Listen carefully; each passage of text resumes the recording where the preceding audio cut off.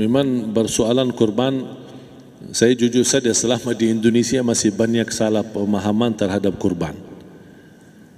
Dan saya pernah berkata, memang Islam kita di Indonesia Islam keturunan.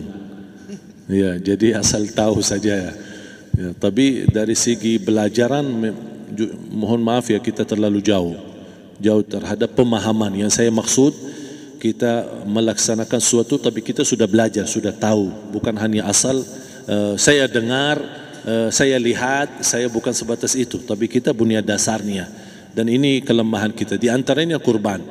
Saya pernah mendengar, bukan malah sering mendengar soal kurban dihitungkan beroran. Jadi keluarga suami istri sama 5 anak berarti jumlah 7, wajib sapi. Kalau kurang daripada itu, atau misal suami istri tidak mampu, boleh ini tahun kurban kambing atas nama suami, tahun depan atas nama istrinya. Ini hal keliru sebenarnya. Yang dihitungkan soal kurban beda sama akikah dan beda sama zakat fitrah. Zakat fitrah sama akikah terhitung beroran. Akikah laki-laki 2 kambing, perempuan 1. Kalau tidak mampu boleh. Kalau ada kembar laki sama perempuan berarti 3 kambing. Tapi kalau tidak mampu boleh 1 kambing, tidak masalah. Dan tidak ada istilah sekarang saya kurban tapi nanti sisanya seolah-olah ada hutang sama Allah. Sesuai kemampuan kita. Di antaranya kurban. Kurban hitungannya berkeluarga, bukan beroran. Buktinya Rasulullah SAW dan juga cerita Nabi Ibrahim. Ketika Nabi Ibrahim mau sembelih Nabi Ismail, Allah turunkan apa? Mengganti sembelihan Nabi Ismail dengan ekor kambing dari surga. Berapa ekor kambing? 1. Padahal Nabi Ibrahim punya istri 2 dan anak. Ada istri Siti Hajar dan Sarah.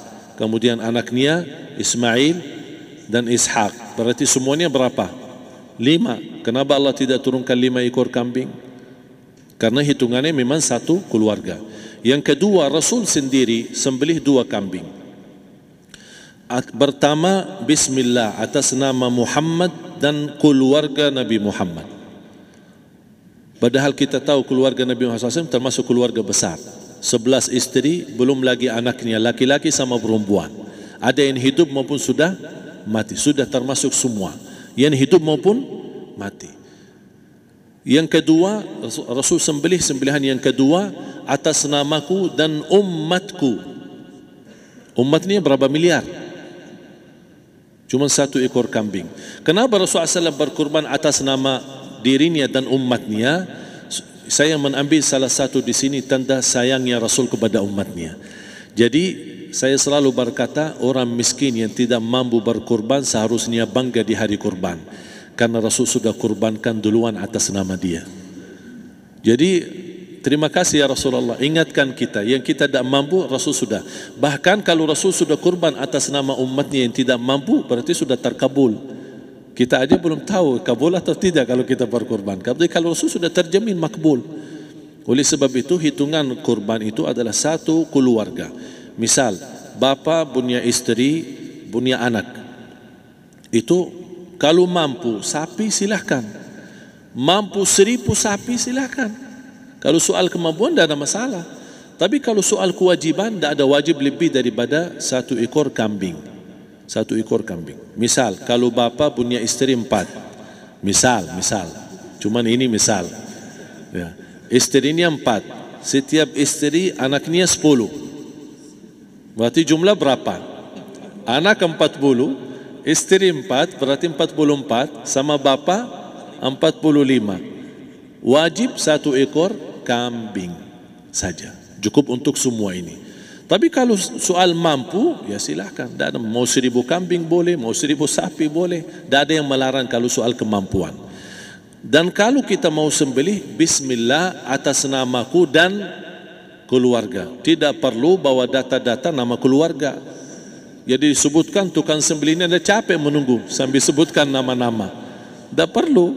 Udah Bismillah atas namaku dan keluarga. Termasuk kata atas namaku dan keluarga, termasuk orang tua yang sudah meninggal. Termasuk orang tua yang sudah, karena kita adalah hasil daripada orang tua. Itu sudah termasuk, tidak perlu kita sebutkan. Ada sebagian ulama membolehkan kalau kita mampu mau khusus kambing atas nama orang tua, tidak masalah kalau kita mampu. Tapi kalau kita tidak mampu, itu sudah termasuk orang tua kita bersama keluarga besar kita. Ini salah satu kenikmatan, dan ini termasuk juga sedekah yang berguna bagi orang yang sudah meninggal di keluarga kita. Wallahu ta'ala alam. Dan juga masalah panitia, bisa kita mewakili. Kalau kita tidak mengerti sembelihannya dan tidak mengerti cara bagiannya. Tapi ada satu sunnah yang termasuk kehilangan sunnah ini adalah banyak yang tidak mau makan dari hasil kurban. Padahal itu sunnah Rasul. Dari akikah boleh makan, dari kurban pun boleh makan. Bahkan sunnah SAW dibagi 3. Sepertiga pertama dihadiahkan. Maksudnya kata dihadiahkan kepada orang kaya. Misal tetangga saya tapi orang kaya, dia bukan miskin, tapi boleh saling hadiah. Karena inti daripada hadiah silaturrahim. Ada keluarga kita termasuk mampu, tapi saya kasih, ini alhamdulillah saya sembelih sapi. Barangkali dia tidak mampu, cuma sembelih kambing. Udah, kita dapat daging kambing, dia dapat daging sapi. Tapi dengan niat hadiah, bukan sedekah, karena dia bukan orang miskin yang menerima sedekah. Yang sepertiga yang kedua adalah sedekah. Sedekah itu termasuk orang miskin.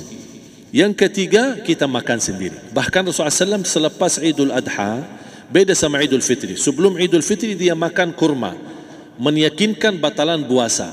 Tapi kalau Idul Adha tidak makan dan minum sebelum salat, kenapa? Bukan berarti tidak boleh.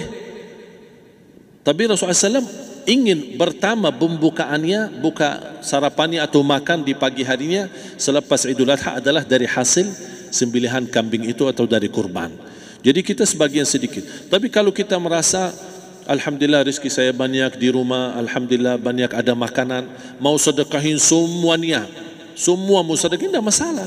Tapi yang saya maksud, kenapa tidak kita sekali-kali hidupkan sunnah Rasul? Jadi sebagian, walaupun ada sebagian sedikit lah, buat istilahnya sama sedikit porsi nasi atau apa, karena kita berhak sebagai kita kurbankan lillahi ta'ala, kita berhak menikmati kurban ini yang lillahi ta'ala supaya kita mendapatkan keberkahannya, bukan hanya orang lain. Terus yang kedua ada masalah pembayaran. Kalau kita wakili panitia, boleh kita pesan sama panitia, tolong sedikit dari kurban saya minta buat saya makan. Itu tidak masalah, kita boleh minta. Dan boleh kita wakili, tapi kita tolong ingatkan, tidak boleh pembayaran hasil sembelihan itu dari kulitnya. Ini menjadi salah satu persoalan di Indonesia. Banyak tukang sembelih datang, ketika kita tawarkan untuk sembelih ini, berapa Pak? Oh tidak apa-apa, kasih aja kulitnya sama kepalanya. Jangan Anda setuju, jangan Anda terima. Oh maaf, saya tidak bisa. Bapak berapa ongkos sembelihannya? Kita harus sepakat dulu. Tidak, saya ikhlas, tidak apa-apa, seikhlasnya. Tapi yang penting kepalanya sama kulitnya. Itu aja yang saya minta, yang lain tidak apa-apa. Tidak boleh. Tidak boleh. Kenapa? Karena ini kurban. Kata kurban berarti lillahi ta'ala, bukan untuk jual beli. Kalau kita sudah bayar dari bagian kurban, berarti bukan lillahi ta'ala. Harus kita jaga amalan itu. Tapi bagaimana cara jalan keluarnya? Kita harus sepakat, ijab kabul. Sepakat dulu, Pak, saya udah begini, saya kasih untuk sembelihan 50.000. Bapak setuju? Ya udah setuju. Selesai kan? Sudah sembelih, sudah potong, sudah semua. Lepas ini semua kita kasih ongkos 50.000 ongkos sembelihannya. Habis itu, Pak, kulitnya sama kepala hadiah buat Bapak. Itu tidak apa-apa, tidak masalah. Tapi bukan untuk bayar sembelihan. Faham maksud saya? Harus dibedakan supaya jangan sampai amalan kita kurban habis biaya, habis ini malah tidak diterima karena sudah kita bayar sebagian daripada kurban. Saya silahkan bayar apa yang kita sepakati, mau hadiahkan kepada dia karena kita tidak bisa guna.